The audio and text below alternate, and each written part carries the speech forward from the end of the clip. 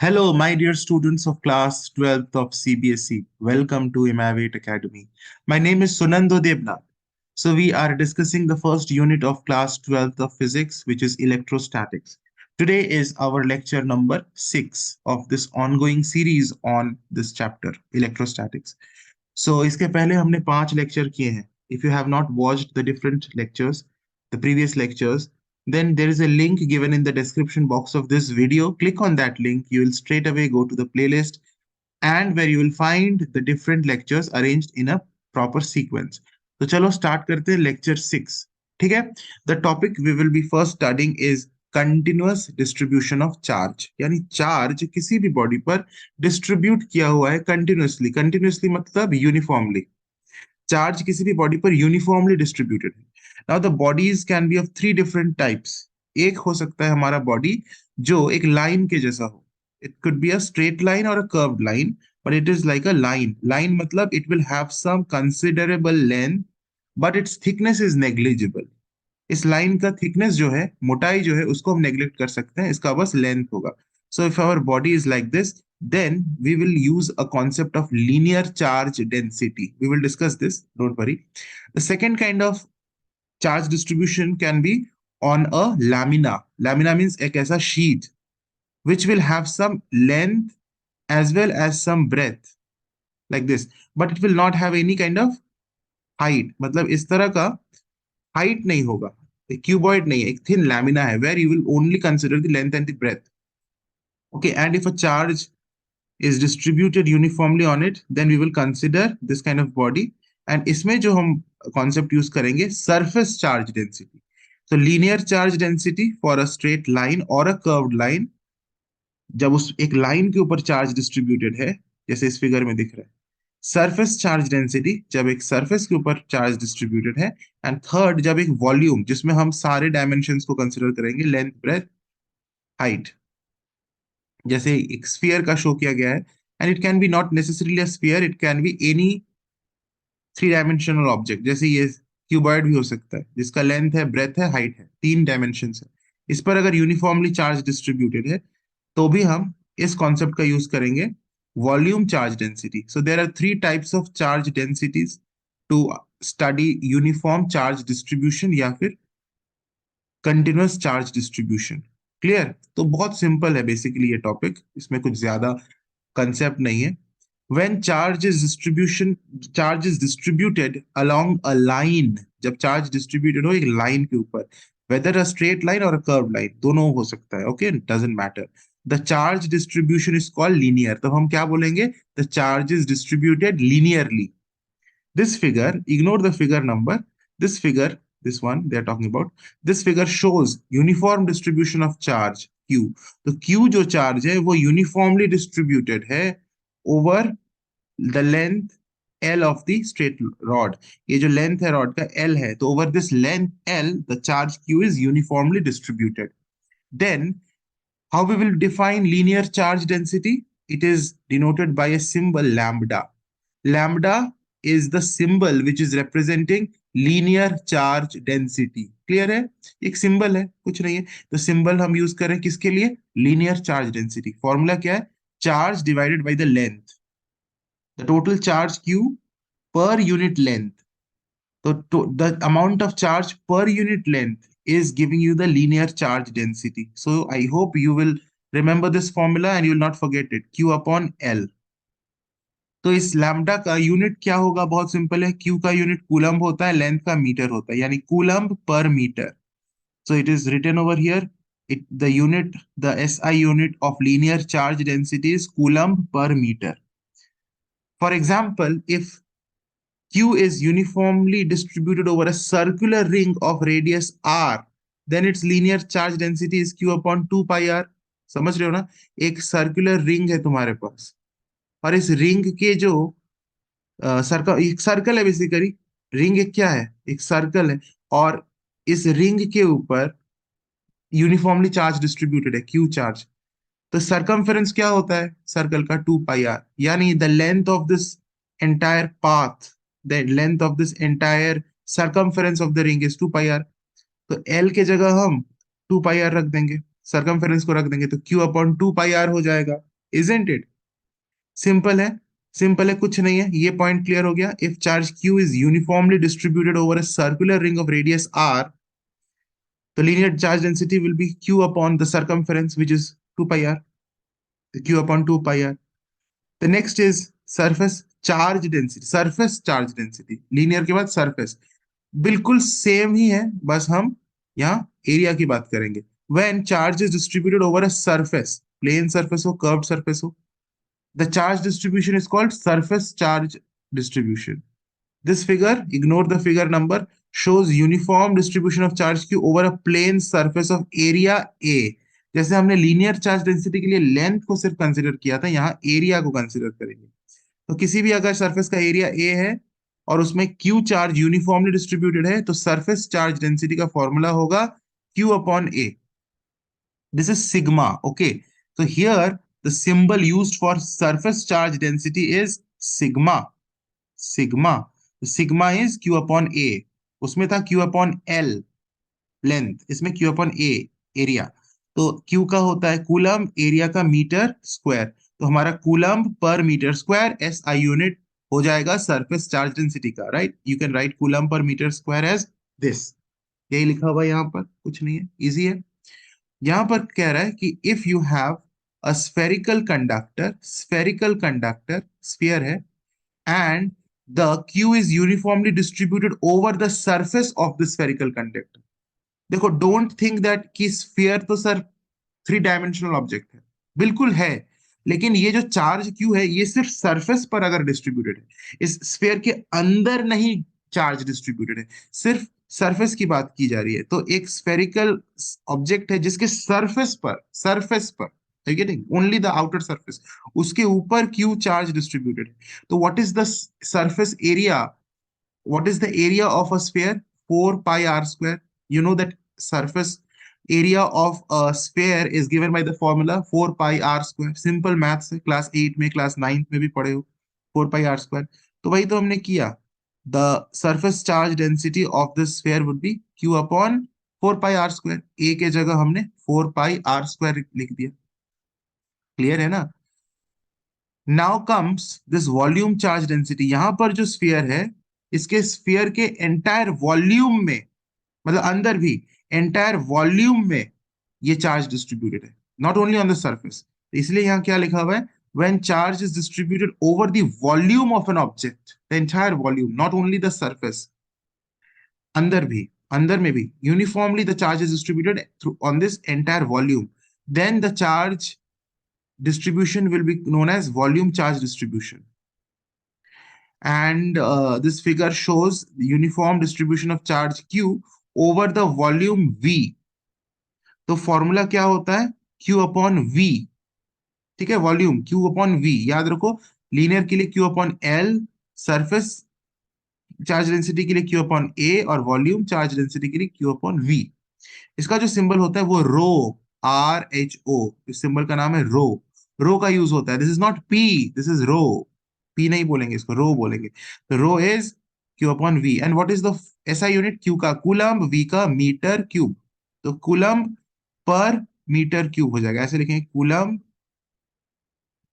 पर metre cube, या फिर ऐसे लिख सकते हैं कूलम पर मीटर क्यूब। तो एसआई यूनिट में कंफ्यूजन नहीं होगा, बहुत सिंपल है। यहाँ पर क्या एक एग्जांपल दिया गया है, if Q charge is uniformly distributed over the entire volume of a sphere. अच्छा, तो वॉल्यूम ऑफ अ स्फीयर क्या होता है, वॉल्यूम ऑफ अ स्फीयर का फॉर्मूला होता है 4/3 पाई आर क्यूब। तो वही तो हमने किया, Q divided by 4/3 pi R cube.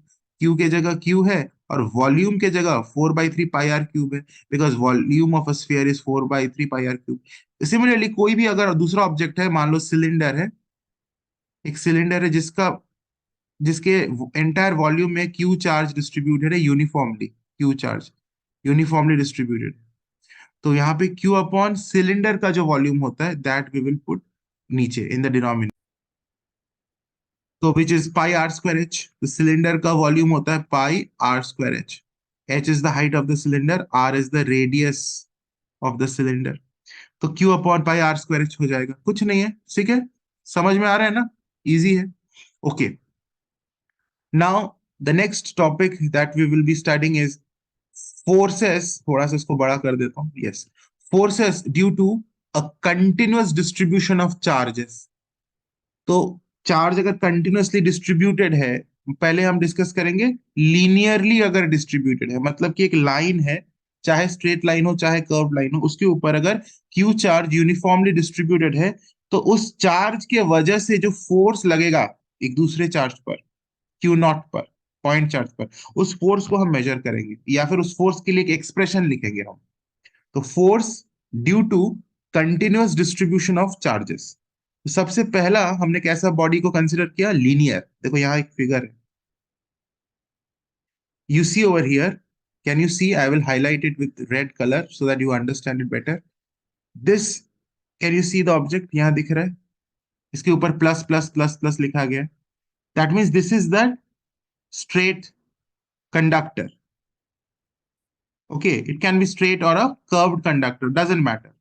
यहाँ पर कर्व्ड शो किया गया है, but it is a line, basically it's a line, curved line हो स्ट्रेट लाइन हो उससे कोई फर्क नहीं पड़ता।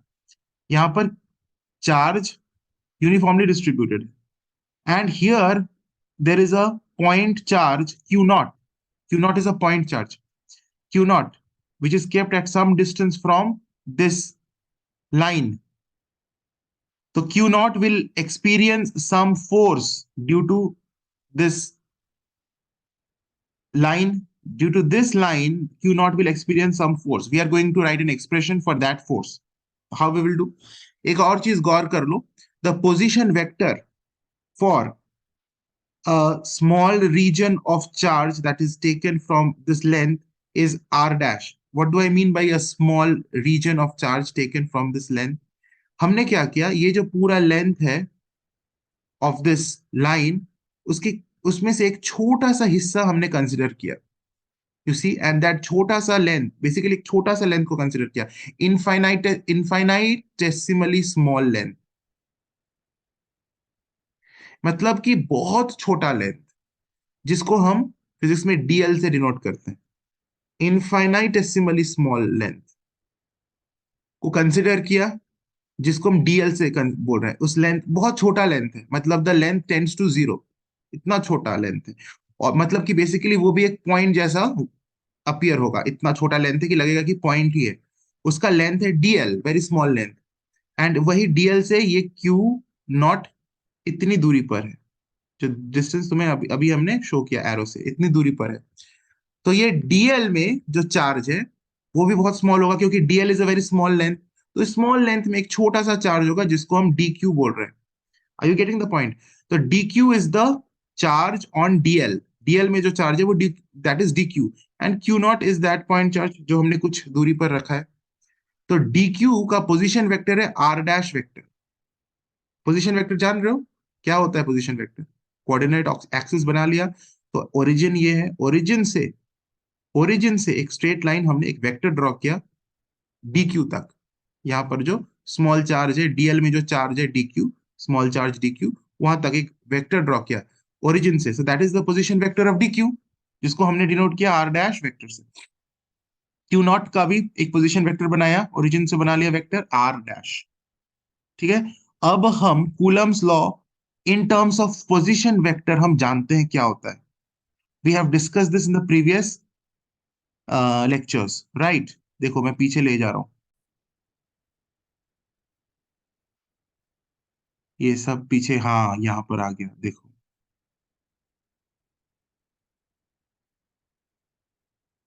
Yes, force between two charges in terms of their position vectors. तो तुम्हें यहां पर याद होगा, हमने दो पॉइंट चार्जेस कंसिडर किया था, Q1 Q2। Q1 का पोजीशन वेक्टर R1 है, Q2 का पोजीशन वेक्टर R2 है, and the force between Q1 and Q2 in terms of the position vector was this, देखो यहाँ पर 1/4 pi epsilon naught, this is the expression for force exerted on Q1 due to Q2, 1/4 pi epsilon naught Q1 Q2 bracket में R1 vector minus R2 vector, and नीचे है denominator में R1 vector minus R2 vector का mod का cube, mod means हमने उसका magnitude, magnitude of R1 vector minus R2 vector, वो magnitude का क्यूब, ये हमने डिराइव किया था, I hope you have watched this, बहुत इंपॉर्टेंट है। And similarly, the force experienced on charge Q2 due to Q1 वो भी बिल्कुल सिमिलर होगा, थोड़ा सा वेरिएशन हो जाएगा। यहाँ पर R2 vector minus R1 vector हो जाएगा, बिकॉज फोर्स ऑन Q2 हम निकाल रहे हैं। और नीचे भी R2 vector minus R1 vector का मॉड का क्यूब हो जाएगा। क्लियर है? कुछ नहीं है, सिंपल। तो उसी को हम यहाँ पर भी यूज करेंगे। ठीक है। अच्छा, so children, we will be using that concept here. इसको थोड़ा छोटा कर लेते हैं।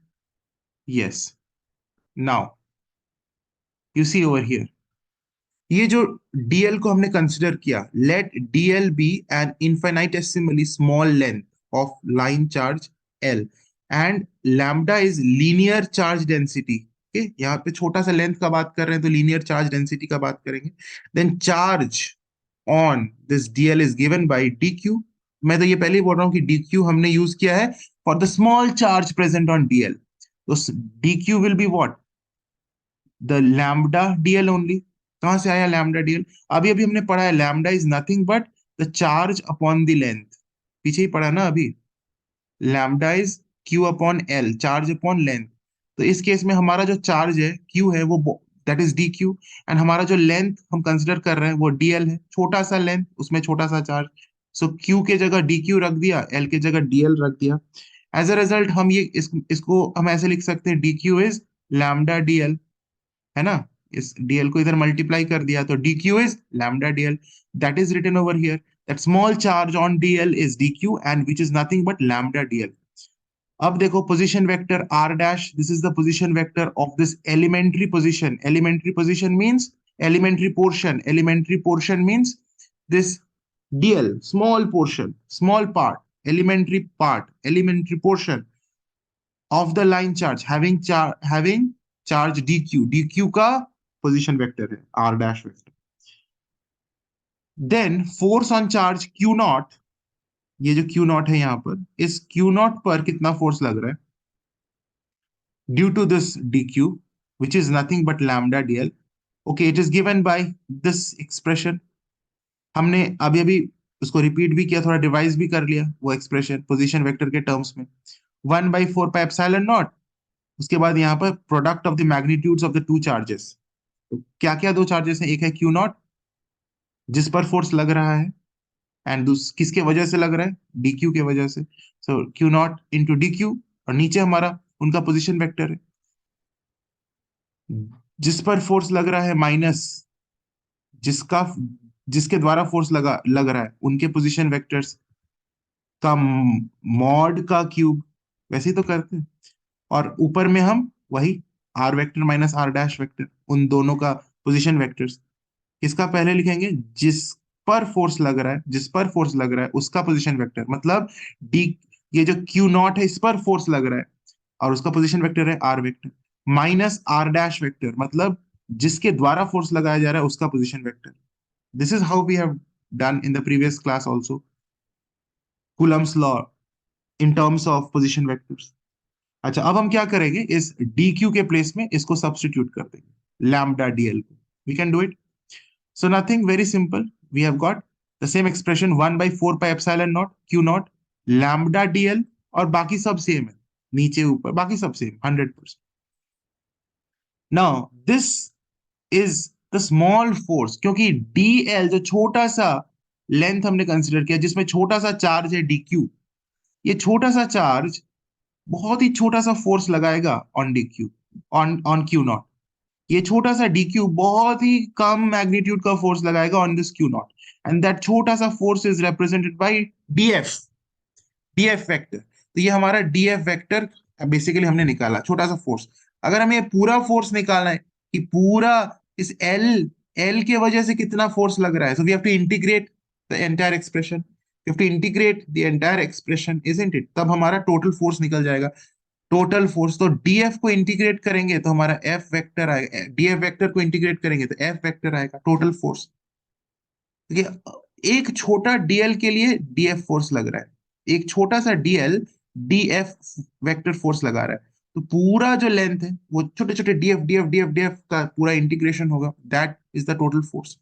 We have to integrate the entire expression, means we have to integrate the force over due to this entire length of this line, right?